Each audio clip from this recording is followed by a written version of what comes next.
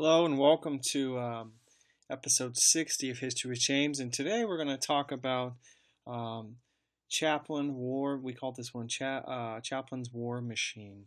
And so what you'll notice is we're going to show a video, which you can see on the screen here. It's the final speech from a movie, which we'll get into in a little bit. And we also have some information on Charlie Chaplin, the actor, director, and writer. But before we do that, it's important that we first discuss the podcast as per usual. So if you're looking for the podcast on iTunes, you would simply just go to up on the top here in iTunes, History with James, search, and then click enter. I've already done that, but I'll do it again. And then if you scroll down to the podcast section here, the first one there is History with James, and you can access all the 59 previous episodes of the podcast here. And this one is number 60. So there'll be 60 up there when you're listening to this, or if you're just purely doing the screen capture version of this episode. So with that said, let us get into the other parts of this podcast here, and doing this isn't working so well, is it? I'll quit iTunes here. Okay, so we could kind of go over a little brief biography of Charlie Chaplin, which if you're the screen capture you can see. If not, we'll simply just read it for you. It's quite a big bio. This is the mini bio of Charlie Chaplin. Charlie Chaplin, considered to be one of the most pivotal stars of the early days of Hollywood, lived an interesting life both in films and behind the camera. He's most recognized as the icon of the silent film era associated with a popular Little Tramp character. The man with the toothbrush mustache, bowler hat, bamboo cane, and a funny walk. Sorry. And so he was originally from the UK and came into the United States to do acting. So if you go back a little bit more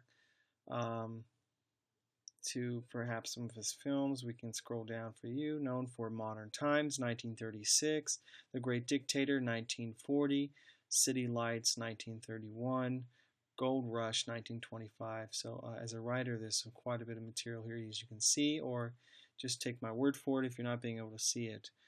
As an actor, quite a lot of material here, mostly in the 20s, in what is known as the silent film era in the 1920s, and then going into what we call the talkies as a director too. So I'll leave this up a little bit here in case people want to look at it a little bit in terms of what movies was he in. And it's not a big part of what we're talking about, but here's some of I'll go ahead and cut it off, sort of where the time frame we're talking about here. So the first portion we're going to talk about is a film called The Great Dictator. So The Great Dictator was a satirical movie directed and starred in by the great silent film star Charlie Chaplin. Released in 1940 and March 7, 1941 in the United States. It was at the time of the dictators of Europe. The film depicts a fascist setting where at the end, Charlie Chaplin's character, a Jewish barber, is mistaken for the anti-Semitic Tomanian dictator Heinkel, however you pronounce that. The barber goes on to address a rally at the end. Today you'll find all over YouTube and many reenactments of the scene without some even aware of the context of it. So that's what we're going to try to do today. And Charlie Chaplin himself said he would have not made the movie had he known what the Nazis were actually doing at the time. So it's a satirical piece, but there has been some criticism that it was insensitive. But anyway, without further ado, we will probably play the beginning of the video here. We'll put it in full screen, and we'll show the entirety of this video here. I'll wait to comment after. The dictator of Tomania, the conqueror of Austerlitz, the future emperor of the world.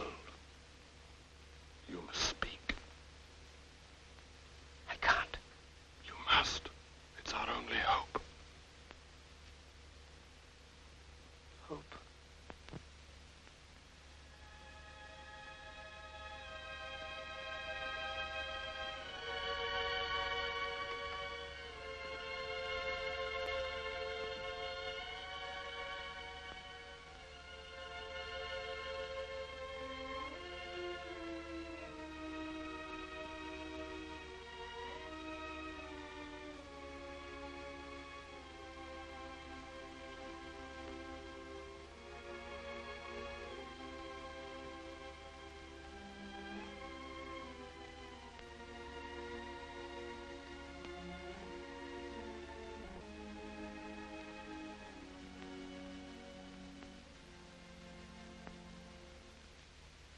I'm sorry. But I don't want to be an emperor. That's not my business. I don't want to rule or conquer anyone. I should like to help everyone if possible. Jew, Gentile, black man, white.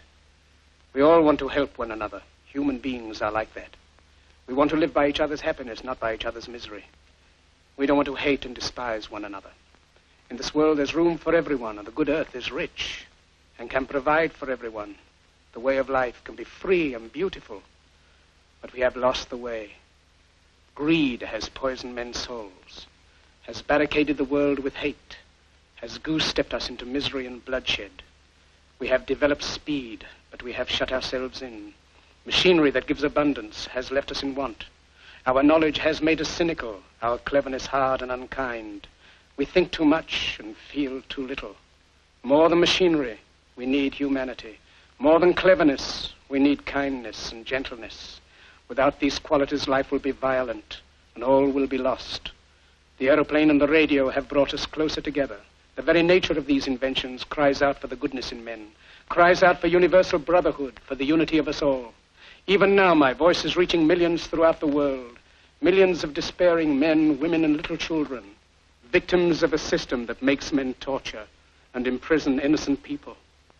To those who can hear me, I say, do not despair.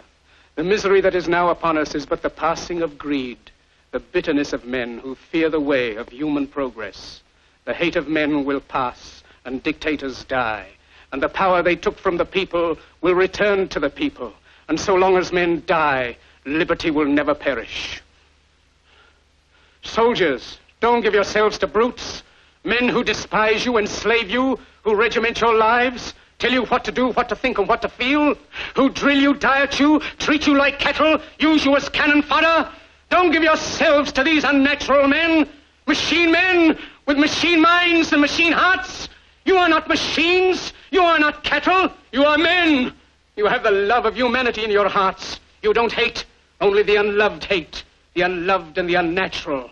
Soldiers, don't fight for slavery, fight for liberty. In the 17th chapter of St. Luke it is written, the kingdom of God is within man, not one man nor a group of men, but in all men, in you. You, the people, have the power to create machines, the power to create happiness. You, the people, have the power to make this life free and beautiful, to make this life a wonderful adventure. Then in the name of democracy, let us use that power. Let us all unite. Let us fight for a new world, a decent world, that will give men a chance to work, that will give youth a future and old age a security. By the promise of these things, brutes have risen to power, but they lie. They do not fulfill that promise. They never will. Dictators free themselves, but they enslave the people. Now let us fight to fulfill that promise. Let us fight to free the world, to do away with national barriers, to do away with greed, with hate and intolerance. Let us fight for a world of reason, a world where science and progress will lead to all men's happiness. Soldiers, in the name of democracy, let us all unite!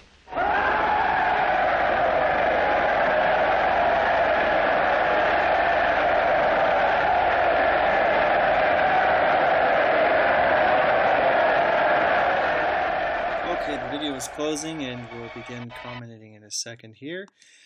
So basically, what we're talking about here, and I actually don't want this to replay, so I'm just going to exit out here. So what we're talking about here with Charlie Chaplin is, I want to get into the speech a little bit here, but I want to first remind those listening and both on the screen capture version here that's available on the YouTube channel for the show, that this is at the end of the film, The Great Dictator. It's almost as if Charlie Chaplin breaks character here to give a social commentary, perhaps. So that's what I get out of it. Remember, this is in 1940, in the middle of the war. A lot of bad things are happening to a lot of people, right? So this is the summary of the speech here, and I thought that'd be interesting to read because you don't always catch everything when you're watching something. It might be good to review some of the things here. And the first thing he brings up is help all men regardless of race. Everyone wants to live in peace and tranquility. The earth can provide for all people. That's another concept he brings up here. And then Chaplin says, but we have lost the way. Greed is to blame and led to the present events of World War II.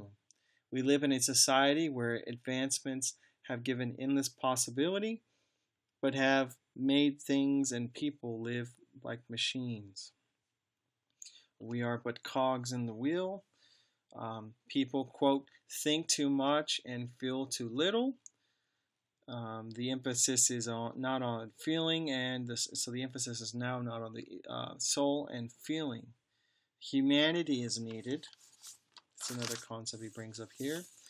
Without the humanity, the people resort to violence. Then we need universal brotherhood and unity of all. The power of words to be generated across to millions through media, and we're talking about, like, he makes particular interest or particular reference to the airplane and the radio, the ability to communicate across far distances that was previously not able to be done. The current trouble is temporary, a group of tyrants and those of greed. Chaplin says the hate of men will pass and dictators will die. The will of the people turned away by dictators and their agents will be returned. Chaplin says liberty will never perish. The men who are causing trouble are of unhuman qualities. Chaplin is asking their soldiers to be individuals and think for themselves. Tyrants are mechanical. Men need to turn to humanity. Chaplin says, you are not machines, you are not cattle, you are men.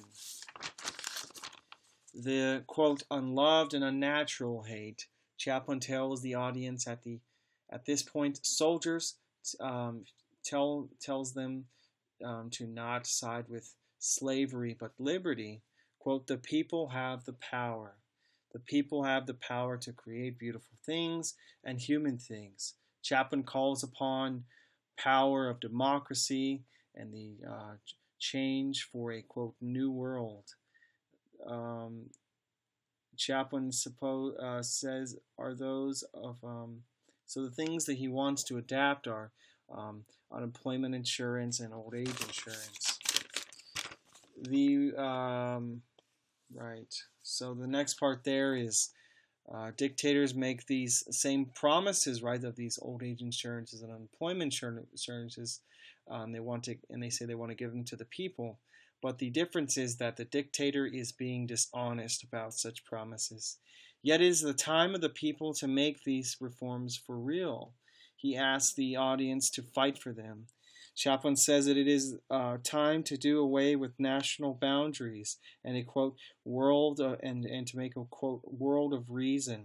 Chaplin wants a world where science will benefit all. And then Chaplin then says, soldiers, in the name of democracy, let us all unite. And then there's the closing cheers over the supposed message of the Jewish barber in the place of Hinkle. So the analysis here, Chaplin in his world was concerned of the lack of humanity in an increasing mechanized machine world. And he wasn't alone. If you look to the 1920s films, which you can see on screen captured here, you will find a lot of the movies are dealing with machinery. There's actually a film that I can't recall the title where Chaplin is in, and it's got this, he's working in a factory and there's a lack of individuality in one of these films, and it ties into the film we're talking about here, The Great Dictator, and I think a lot of his films in the 1920s, the silent film era, are addressing these same concerns. So he wasn't alone in his concern of the lack of humanity in an increasing mechanized machine world. Innovation was abundant, but there were also a reaction against things perceived as decline in progress. Chaplin was not alone. Again, we brought this up. In America, there were the whole movements that reverted back to traditional ways to find comfort in an ever-changing world. Some of these movements more extreme than others. One extreme group, the Ku Klux Klan, saw a massive number increase during the 1920s. So I'm not saying all of these traditional movements were they weren't all radical, but certainly there were radical elements that did gain during these traditional movements. Yet there were also academic critics of the modern world. And one person is a person we'll bring up here in the as a picture, is a person named um, Jacques Barzun. And Jacques Barzun is an interesting figure to look at here. Here I'm just bringing up a picture of Jacques Barzun um, on the cover of Time, so forth and so on. So yeah, I bring up the Wikipedia page. It's not exactly reliant, but in case you want to look at it, while I read some of his bio there. He did die in 2012, so pretty recently. Right. So one person who saw saw the current connections of the modern world and upheavals present in World War II was Jacques Barzun. Barzun wrote Darwin, Marx, Wagner, Critique of a Heritage, which was published in 1941 during World War II and about the same time that Chaplin's movie The Great Dictator was being released. It was no accident that the two were in the same period. The issues brought up by Barzun and Chaplin were concerns of the society. Barzun's machine world. Instead of turning to the ills of modern life, Barzun said these were the result of Darwin, Marx, and Wagner, who created an intellectual doctrine that came to dominate all thinking of society. As Barzun wrote in this 1941 preface, this book has not three subjects, but one. That one is simply the prevailing form of our thinking in an age of scientism and machinery. That one form of thinking this is me talking now here, that one form of thinking involves the combination of Darwin, Marx, and Wagner, not separate thoughts. So it's important to keep that in mind. They're not separate ideologies or separate thinkings. Rather, and I should point out, Barzun was a intellectual historian. So I'll move it a little bit further down so you can kind of see some more of his credentials here. If you were to read in the screen capture, of course, if you're listening to this, you will be relying on my analysis here. But, there's certain things you can talk about there. Right, so bringing it back there. So they're not separate, they're together. Explaining the current connection between the three men, Barzun wrote on this thinking, if we take up the history of certain ideals, the ideal of struggle for life, of economic interpretation in history, of nationalism in art, we find ourselves discussing Darwin, Marx, and Wagner. But we also find ourselves embroiled in the present-day problems of democratic freedom, autocracy, and cultural revolution. So here, clearly, there is the foundation of a problem, going back to the three figures. The modern problems are one of ideology, brought forth by the collective work of the three names. What is the problem? So that's the section here. First, he states the society has become focused on science and technology, which touts that, quote, unavoidable difficulty has perished. This sentiment is a reinforcement of a belief portrayed in his thesis. Quote, the thought of going to Darwin, Marx, or Wagner, for consolation in a bad time is comic. Yet it is true that their common outlook, gathering up as it does the centuries of speculation about man's fate, gives what our bewildered spirits apparently want: the satisfaction of feeling tough-minded. Feeling tough-minded, no mysticism, no romantic nonsense, and at the same time the prospect of bliss to come once the exciting crisis is past. Both moods validated, guaranteed sound and true by scientific necessity.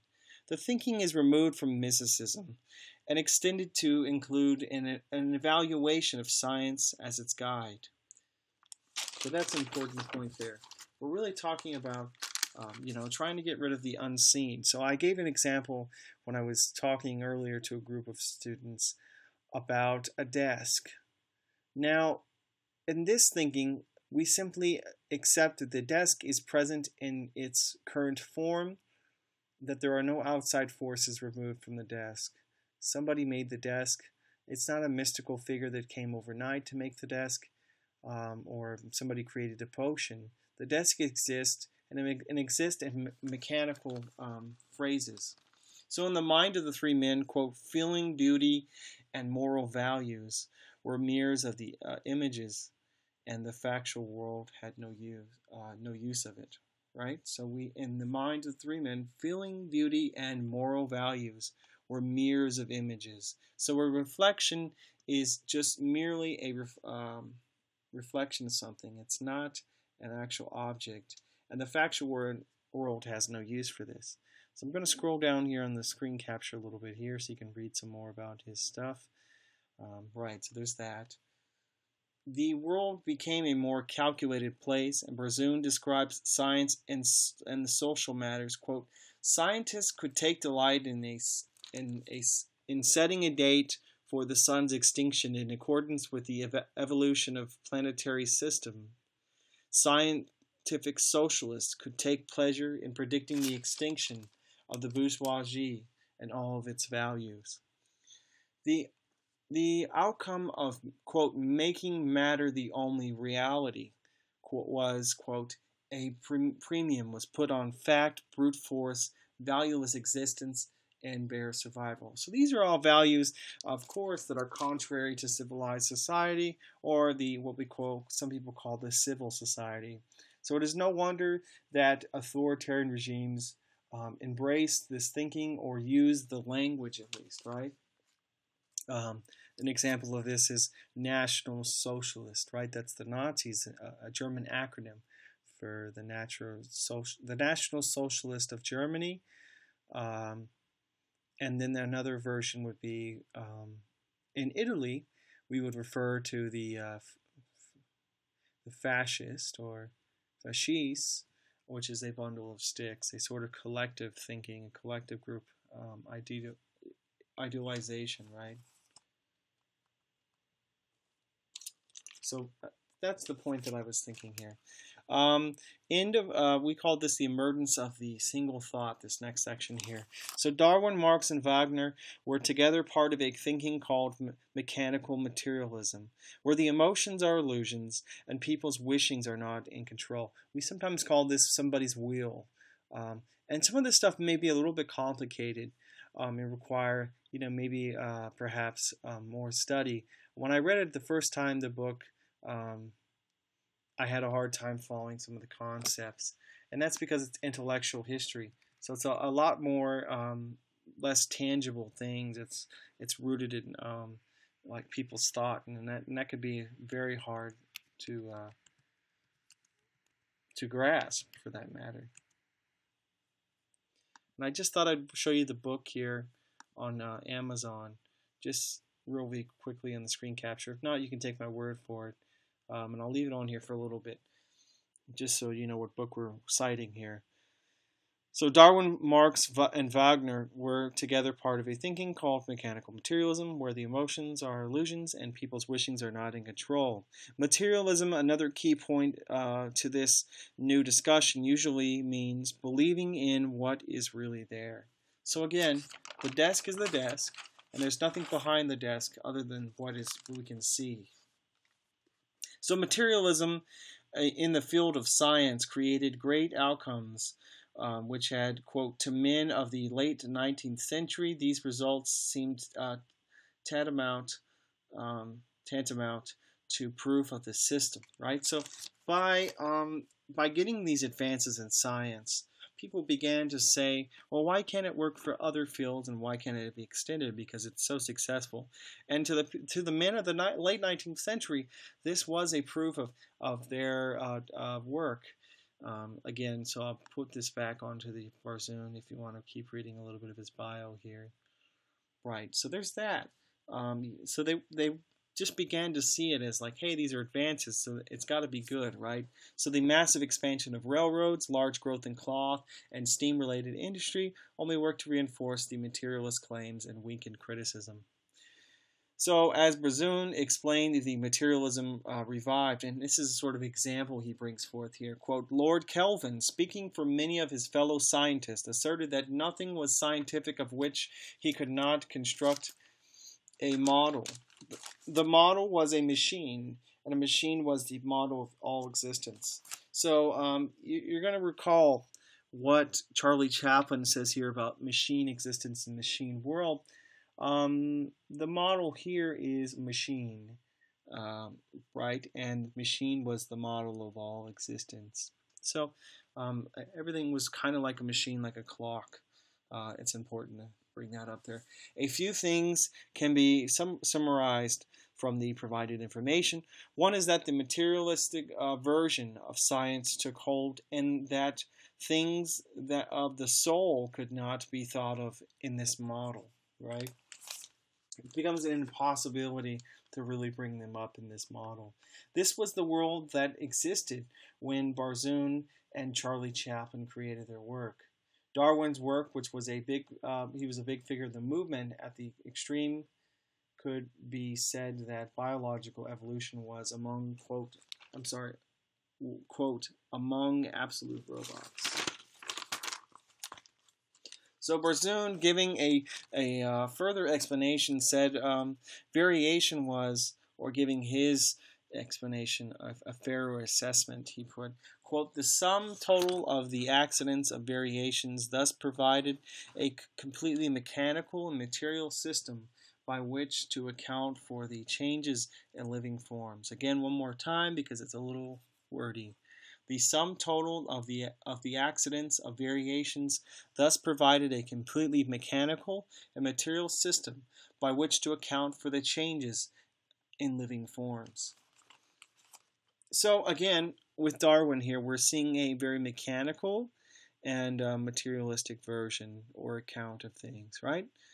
So here stated is the end of the idealistic version of the modern right? At least during this period, say 1850 to 1941, possibly even longer. So we're talking about the death of idealism in this intellectual circle, at least. So looking with taking with Darwin's assessment was Marx's application of social evolution. In Marx's thinking, the individual is but a cog in the wheel, and did not exist outside the group. Class consciousness, which is another word for the group, was the most important aspect. Quote, a group determined by the forces of production operating at a given time and place. So production is the force, and it's a very mechanical force that creates the existence of man. The individual believes that believes that personally and with others they can chart a course, quote, through beliefs, institutions, or leaderships. But again, this is not the case. That's what point Barbizon makes in Marx's thinking. Thus, they are provided with the same information as Darwin's work, right? So we're not getting it from one side, we're getting it from two sides here, whether in social matters or within science itself. The development of materialism and mechanical thinking, this is the development of materialism and mechanical thinking, right? So where issues of individuals and matters of the soul are not considered. These are things that are left out of the debate or things. And so the next section is entitled The End of Debate. Academics and the climate of Barbizon could make no middle ground of the scientific ideals, quote unquote, coming out of the second half of the 19th century, and the, quote, backwards, or, sort of this assessment or belief, the backwardsness of the Middle Ages. If one is not a Darwinist, the academic says they must be someone on the fringe. The same can be applied to the thinking of Marx and so forth. As Barbizon notes on the rigid construction where a negative to a certain thinking becomes a labeling tool, quote, the implication is that if you are not, or if you are all of the latter things, you must be on the side of ignorance, folly, and reaction. Here is an important point of the rigid construction. In order to be on the right side of the issue, or you either got to be on the right side of the issue or going to be demonized, and that's really where we're at. It's not really a debate anymore. And there are people who could make cases for different periods in time that have the same thing. I would particularly give the example of the Catholic Church during the what would you call that? The Inquisition, but both the Spanish Inquisition and the ones that went earlier. Of course, the Spanish Inquisition was not the product of the Middle Ages, but the period after 1300s or 1400s, if I'm mistaken. So yeah, you can make the same kind of comparison there. Of if you have something that kind of goes against or isn't with the official church doctrine, you're going to be in a lot of trouble, right? Heresy becomes the common charge, and it's similar to this, although I wouldn't say is extreme. There are no more debates about anything. Rather, if you don't agree, you are backwards. Explaining on this demonization, Barsoon wrote, and, quote, explaining on this demonization, Barsoon wrote, quote, and since these are justly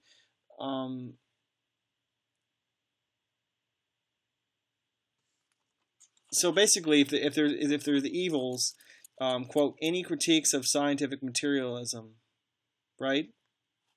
And since these are justly dreaded evils, any critiques of scientific materialism must be an attack on right reason.